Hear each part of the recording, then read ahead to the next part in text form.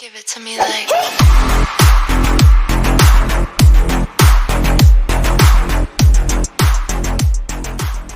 Hey everyone, welcome to the first episode of Responsive Fashion Tech, where we talk about the technology and the impact that technology has within fashion.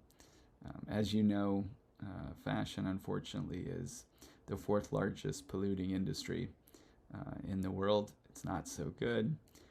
Obviously, what's very interesting is women around the world, especially in developing countries, often are leading fashion, which is really important because we always encourage more women to get into STEM, which means higher paying jobs. Unfortunately, fashion, and I used to work for the US government doing financing exports backed by the US Treasury.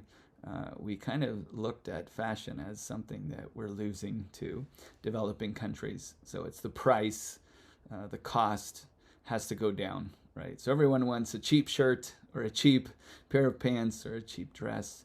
I get it. And you'll see more and more of that online. You'll see some of these, the movement towards low cost, low value fashion. We have a different perspective. We look at fashion as, especially look at the Apple Watch, or you look at things that are what we call wearable technology, things that are becoming more efficient, making your life more efficient, saving you time, saving you money, and maybe even adding to your health, which is amazing, right? You'll see we call that preventive medicine, right? So things that are wearable sensors.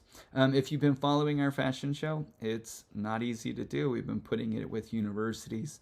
We're looking at doing another show in Montana, another show in California, one in New York, in Florida, believe it or not, in countries overseas as well, Ecuador, Israel, hopefully in Jordan as well, and France and Spain.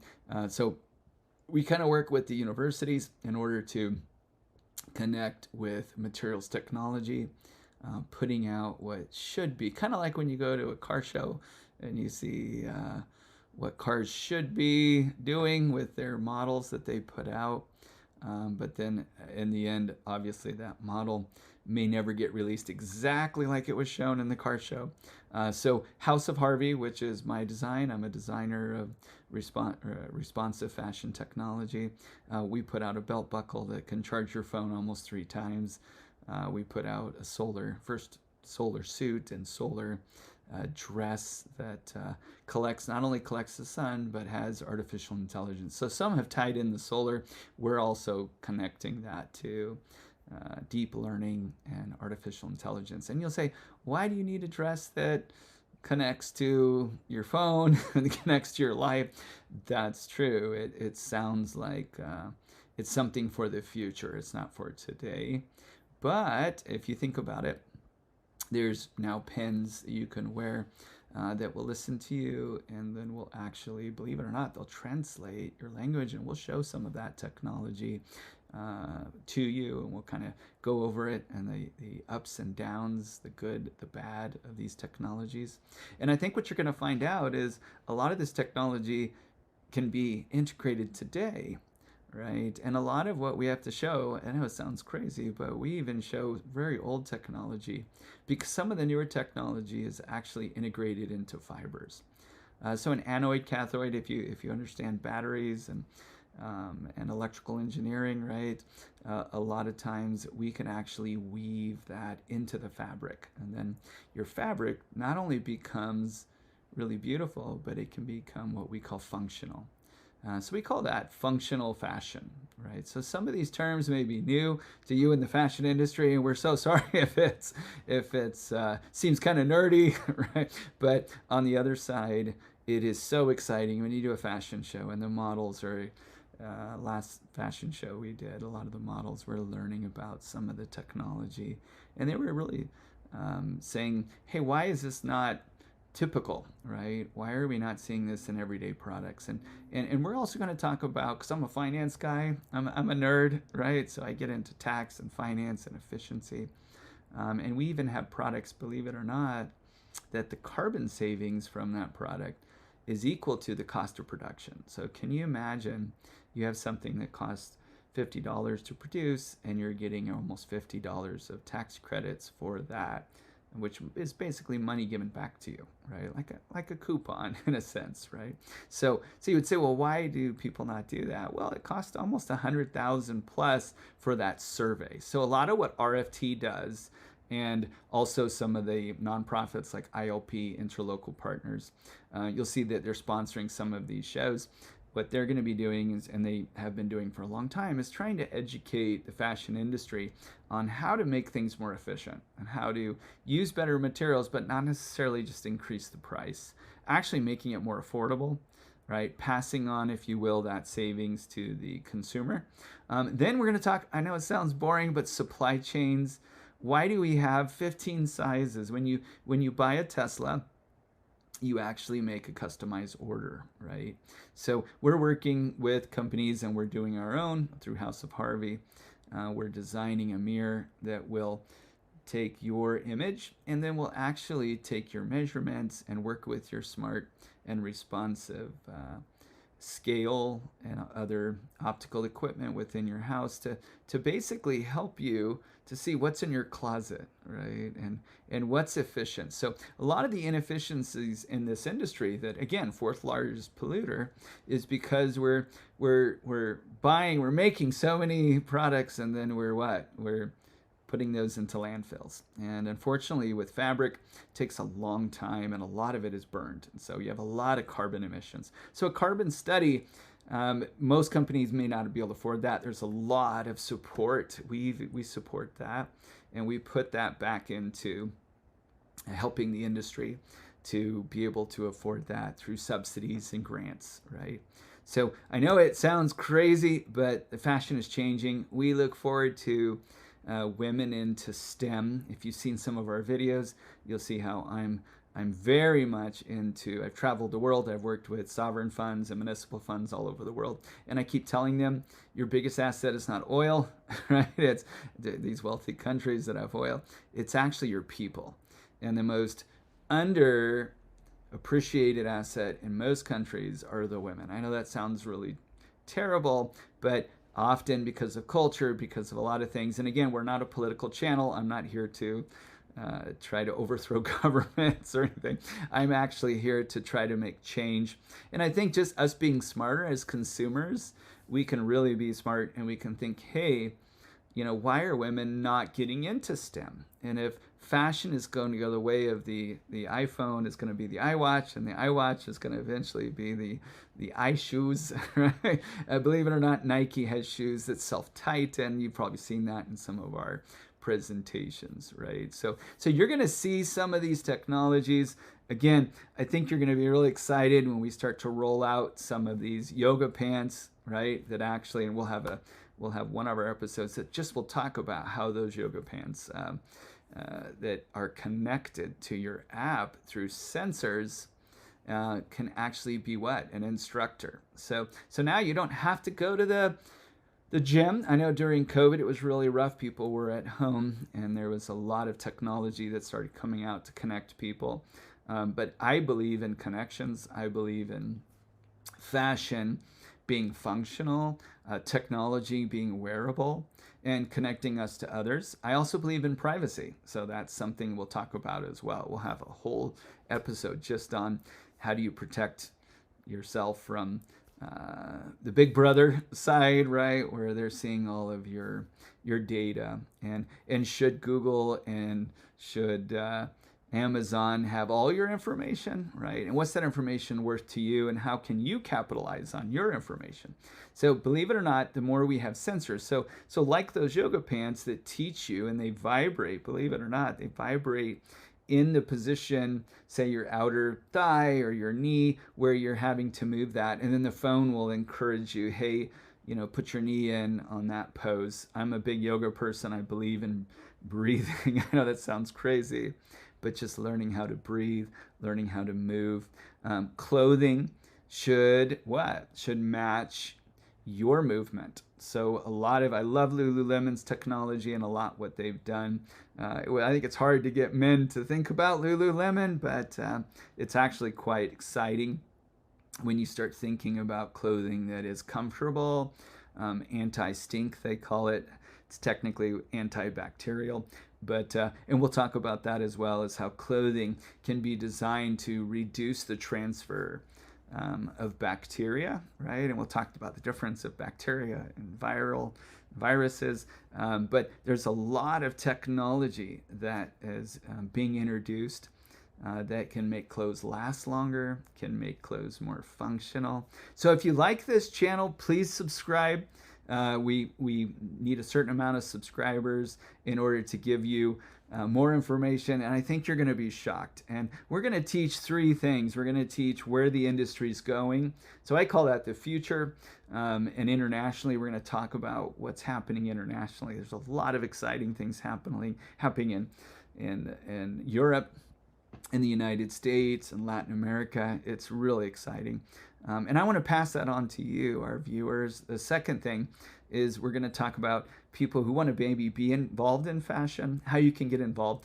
There's a lot of barriers. And again, I was a finance guy and now I'm a designer. I have my own line, and it's really been a journey, and I want to try to shorten that journey for you. So I'll explain for those who want to be a designer or a model. We have so many models who come to us, and please let us know if you want to be what we call a sexy nerd, someone who not only is into fashion but loves the tech side. It's so hard to find people who kind of see both sides.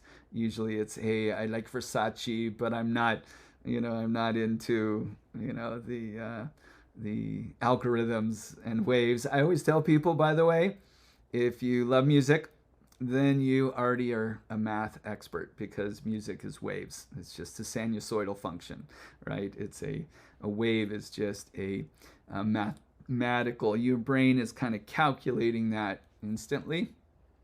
In your brain, it's understanding a pitch, but really that's just a sound wave. So some are longer, some are shorter waves, right? And it's math is scary. It seems like it's not so scary. So one of my goals is to try to take away the stigma that, hey, women, they're in fashion, they're not into math or science. Not true. Okay, women are amazing, and it's just the way that math is presented. Often people say it's not for me, but please have an open mind. I know it sounds weird, but I hope to show you that you're already a nerd. You may not know it, but you're already a nerd, right? So a lot of what we're doing in kind of putting together this is, number one, we're trying to encourage the new designers who will integrate green technology, material science into fashion. New models who will learn that you're not trying to sell, you models, you're not selling yourself or your smile, you're selling what is on you, right? What you're displaying. So it's very important. And we're going to have one of the best model coordinators in Denver on, she works with us all over the world. She's amazing, right? And she's going to help with your catwalk and help you to understand. It's going to be amazing. And then number 3, we're looking at how does fashion make money? There's actually ways to make money, especially off of wearable tech, and to be someone we have a lot of models that get into this, or designers that we help them with building their financial side. So if there's no money, this won't grow. And a lot of times the big companies are, you think you got to go public to access capital. It's not true. Okay, so remember, I'm a finance guy, designer, tech nerd. Okay, so I'm going to go through all of this. Please feel free to comment on any of our videos and subscribe to the channel. Feel free to leave constructive comments. Please don't attack anyone, and we're not political. Hopefully what I say doesn't be turned into a political statement. I'm encouraging women to get into STEM. I'm encouraging fashion to become more green, and I'm also providing the way, and you'll see ways to do that. And some of the leading technologies that are going to shock you. So as we go on with this channel, I think you're going to see some amazing things, and you're going to see some ways that fashion is going to become very functional, and it's going to change your life. Not just that you look beautiful, that's great, but we also want to have that function to add efficiency, to add quality of life and connection. And if fashion can connect people, that's amazing, right? And that's really the goal. So I hope you like our first channel. I hope you'll come back for, again, subscribe. Please also feel free to share it. And the next episode, we're going to get really into technology. And believe it or not, we're going to talk about why technology doesn't succeed and what technologies are out there that didn't quite make it, maybe reinvented. And remember, with all of our shows, House of Harvey is kind of the future line. We're doing something that it's not available for typical people to buy, unfortunately. We do sell limited editions, but it's really kind of like what could happen and what is the future. Think of like an auto show, the car of the future, right? And then we're going to be pointing out what's available today, what technology is available, and kind of rating it, testing it, and seeing the durability and the ease of use and the connectability of that technology and how it works. So, and we're going to have a lot of shows, and we're going to look at the different markets around the world, like LA, Paris, and we're going to go to some of the top shows, and we're going to talk about designers who've put in some of the things. We do a lot of lights, so we put a lot, even Saturday we're doing a show where we're putting lights into, believe it or not, hair and makeup. So we're integrating LED, we're integrating technology that will move to sound. So believe it or not, you have a beat, and your lights will move with that beat. And you'll say, well, why would you need that?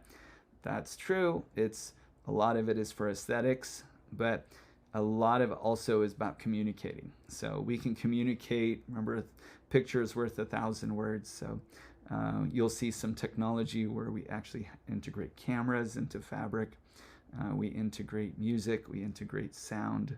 So kind of lifting up or breaking those barriers, if you will, and breaking that ceiling, lifting above that ceiling where fashion is becoming not only just something that people admire or is trending, but something that can actually communicate and connect.